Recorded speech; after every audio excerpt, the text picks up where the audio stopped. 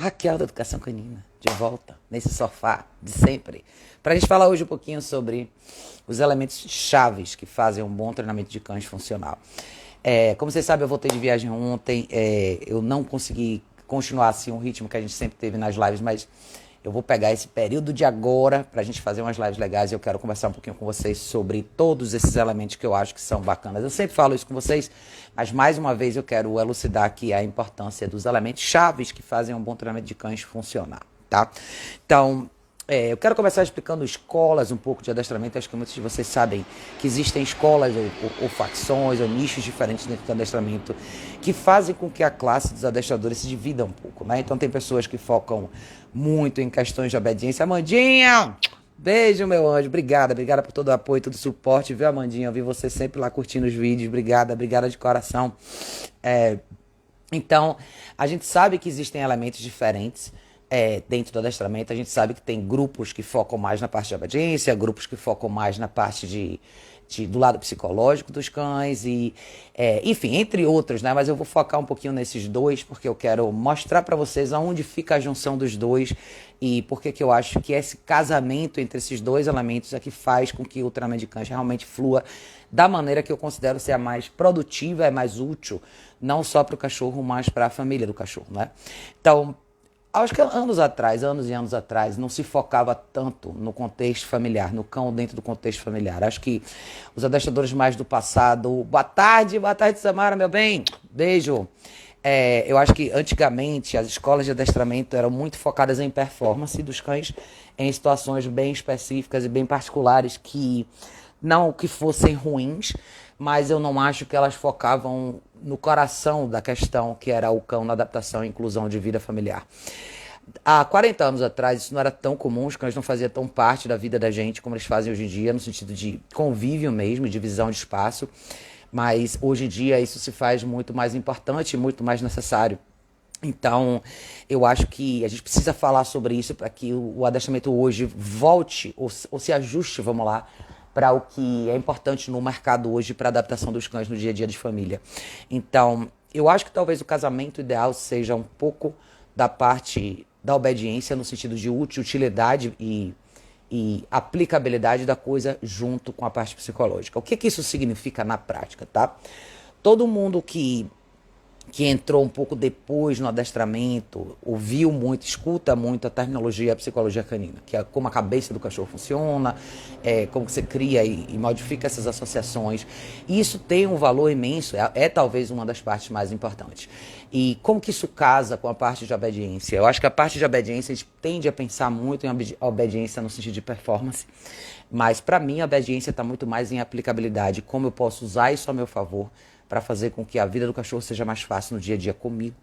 Então, quando quem acompanhou essa parte do meu trabalho, quem já está aqui há mais tempo e quem pegou essa fase que eu estava nos Estados Unidos, eu quis muito mostrar para vocês um pouco desses dois pedaços, tá? Como é importante colocar um cachorro em situações que vão fazer parte da realidade dele. Eu foco muito nessa terminologia, adestramento para o mundo real, porque é nesse cenário que o cachorro tem que dar certo. Eu acho que ainda existe uma confusão na cabeça de muitos treinadores de tentar fazer certas coisas funcionarem porque elas são bonitas de ver versus o que é útil de fato acontecer. E eu já fui muitas vezes criticada por eu focar muito no que é simples, mas eu foco no que é necessário, no que de fato é útil, tá? Não importa o quão bonito certas coisas são, o que importa é o que o cachorro de fato vai conseguir usar e como o que ele aprendeu vai ajustar ele melhor dentro do universo familiar. Eu tenho falado bastante para vocês sobre exposição social, sempre falei, na verdade, mas eu quero focar isso ainda um pouco mais, porque às vezes as pessoas imaginam que exposição social é simplesmente levar o cachorro em algum lugar de qualquer jeito, e não é. Tem muita coisa dentro da fase de exposição social que traz um diferencial enorme para o treinamento dos cães, e eu vejo esse elemento faltar em muitos profissionais.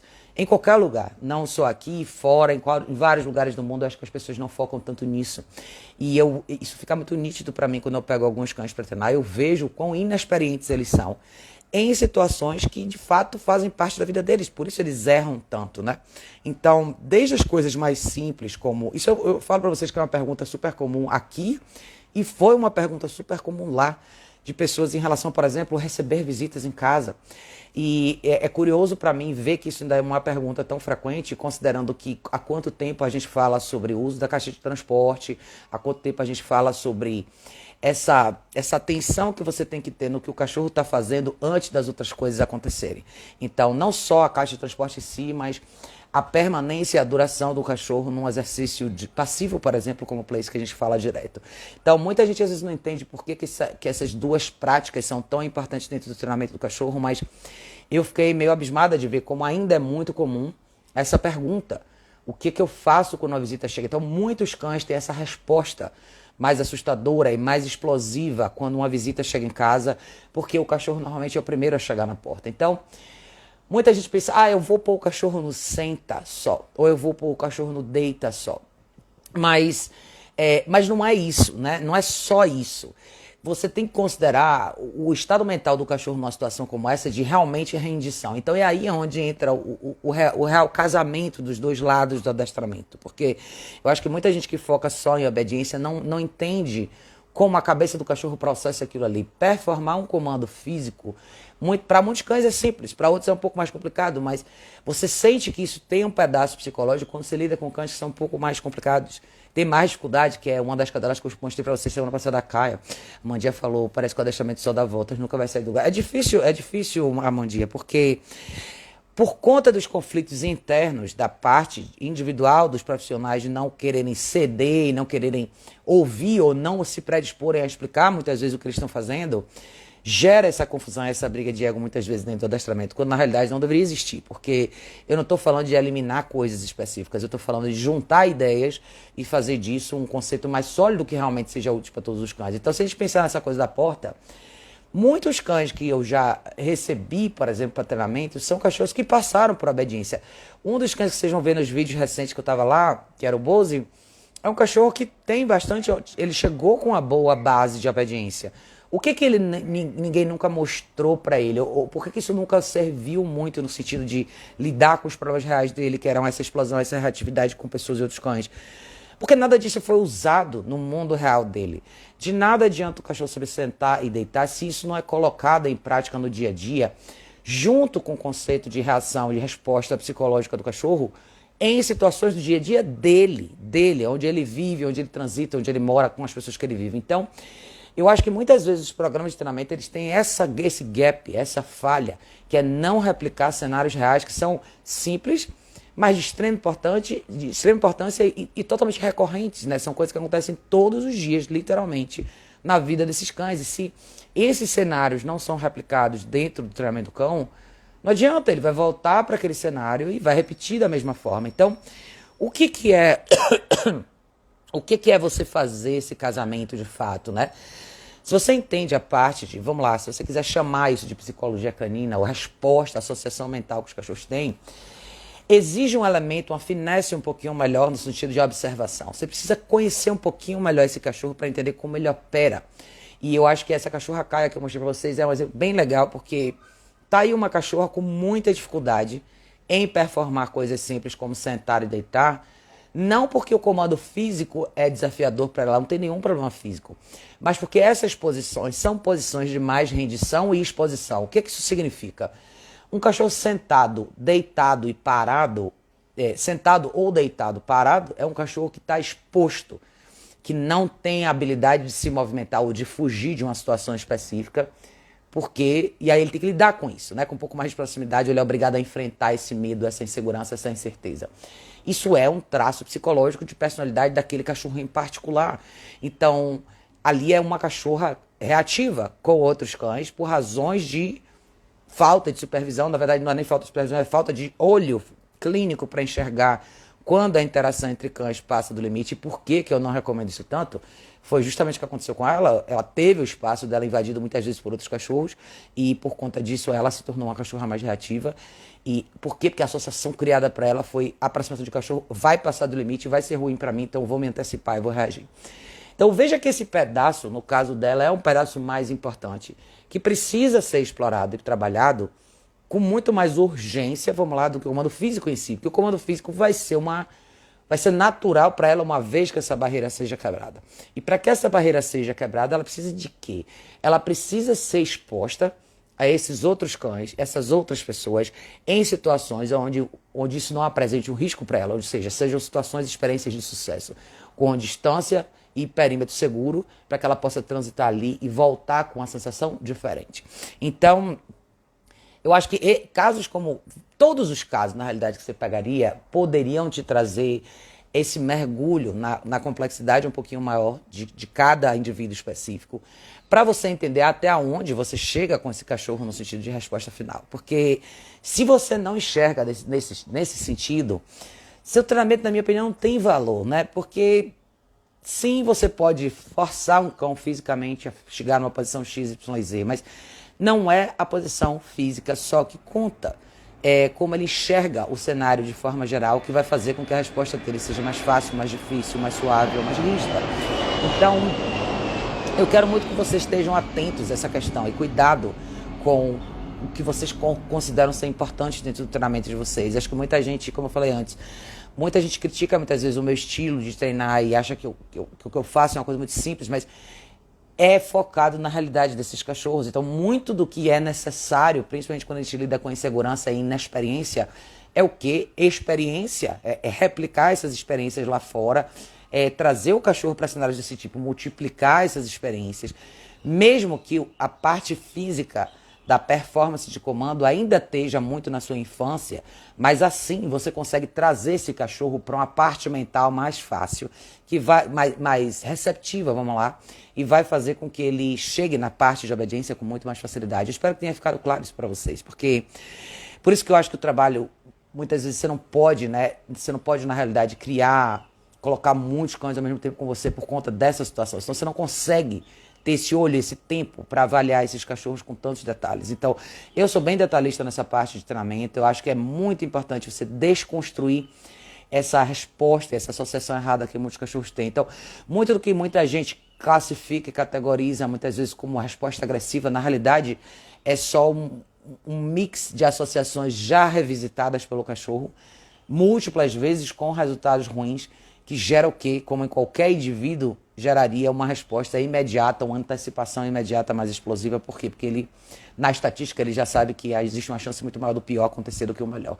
Então a gente entra para equilibrar essa balança e para fazer com que o lado positivo, vamos lá, de experiência social do cachorro seja melhor. E não é só social, tá? Acho que isso também tem muito a ver com dentro de casa. Quando a gente lida com situações dentro de casa, com os cachorros, e eu foco muito nisso também, o cenário doméstico é uma parte crucial. Por quê? Porque os cães passam 90% do tempo aqui, dentro de casa com a gente. Então, se a gente não lida com situações pequenininhas do dia a dia, onde seu cachorro está quando você janta, onde seu cachorro está quando você vai assistir televisão, onde seu cachorro está e o que ele está fazendo, tá? Não é só onde ele está, mas o que ele está fazendo. Quando você está trabalhando no computador, falando no telefone, fazendo coisas desse tipo. Então, esses pedacinhos, todos eles juntos vão construir experiências novas, associações diferentes, com ajustes absolutamente, que são as correções e a parte de direção que a gente coloca. Tudo isso vai fazer com que o seu cachorro saia do treinamento com outra cara, com outro espírito, com outra alma, mais pronto para lidar com situações novas do universo real, tá? Então tenham isso em mente, tá, gente? Lembrem que os cães que vocês treinam, que todos nós treinamos, eles vivem num ambiente familiar, boa parte deles vive, quase todos vivem, né? Então quem investe em treinamento, normalmente investe num treinamento de cão de companhia, nunca esqueçam disso também, tá? O objetivo do treinamento para esses cães é que eles sejam bons cães de companhia.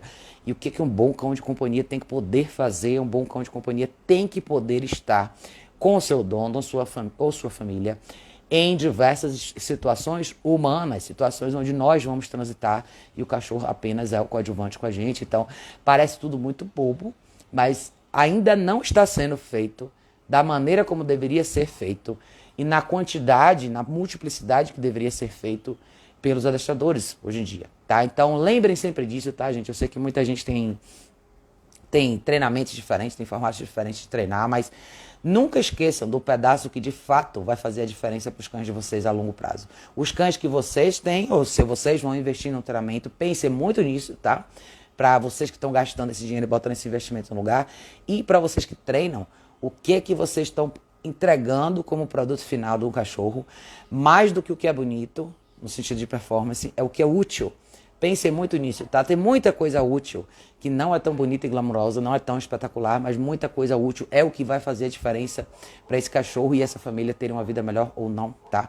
Eu acho que isso tem que ficar muito nítido na cabeça de vocês. Eu vou voltar ainda para fazer mais lives com vocês. Eu cheguei ontem, então tá tudo muito correria de reorganização aqui, mas eu vou atender um cliente daqui a pouquinho, amanhã também de novo, essa semana já tem bastante coisa para fazer, mas eu vou voltar no meu ritmo das lives com vocês. Fiquem à vontade, tá, gente, para deixar comentários aqui, perguntas aqui, eu vou abrir caixinha de pergunta de novo e a gente vai voltar ao nosso ritmo de sempre, mas tem muita coisa pra gente elaborar nesse sentido. Eu acho que foi legal, muito legal de ver, né, que algumas das coisas e das questões que a gente ainda tem aqui para ajustar no sentido de comunicação e divulgação do nosso trabalho e a forma como a gente explica o que a gente faz pode ainda ficar melhor, mas eu tenho uma coisa importante para dizer.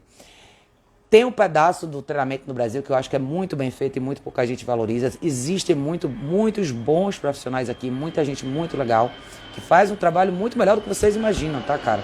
A gente tende, como brasileiros, muitas vezes a não reconhecer os nossos próprios méritos. A gente sempre tende a achar que o que tá lá fora é melhor do que o nosso e na verdade não é, tá, gente? Não é mesmo. Eu posso garantir para vocês que muitos dos desafios que nós profissionais passamos aqui, o pessoal de lá não passa nem de longe. Então, temos que tirar o chapéu para nós mesmos em muitas situações, porque a gente se arrisca mais, a gente vive em cenários mais conturbados, mais complicados. Muitas vezes a gente lida com cães piores até. E, cara, muita coisa que vocês não imaginam, vocês tiram de letra, que é muito mais difícil para pessoas de fora daqui. Então, parabéns para todos nós, tá, gente? A gente não está tão atrás da fila quanto a gente imaginava, não. Pelo contrário, eu acho que em muitos aspectos a gente está até na frente. E eu acho que eu tenho visto muita gente aqui melhorar bem no sentido de orientar melhor os clientes, a audiência, as pessoas que acompanham o nosso trabalho, para que todo mundo tenha uma noção real e mais esclarecida do que é o adestramento de verdade. O adestramento de verdade, como eu sempre falei, nada mais é do que domesticação, e domesticação tem por trás dela esse casamento, né? Uma pessoa objetiva, firme e justa por trás do adestramento, que junta esses dois pedaços de todas essas escolas que foram criadas ao longo dos anos, com a parte de obediência útil e aplicável dentro da inclusão do cão no cenário real doméstico urbano, tá? É mais ou menos isso aí. Mas é isso, gente, eu quis passar aqui rapidinho só para dar um oi para vocês. Ontem eu só fiz uns stories rapidinho quando eu tava chegando, mas estamos de volta, vamos com tudo. Então, quem tiver dúvida, deixa aqui nos comentários e vamos, gente, vamos começar tudo de novo. Bora, minha gente. Obrigado a todo mundo que participou aqui de surpresa. Se der, eu volto mais tarde para fazer uma live com vocês, mas eu vou abrir caixinha de pergunta, deixa as perguntas de vocês que eu vou respondendo ao longo da semana e vamos para as lives que a gente tem muito que conversar, tá bom? Beijo enorme, a gente se vê em breve no próximo vídeo.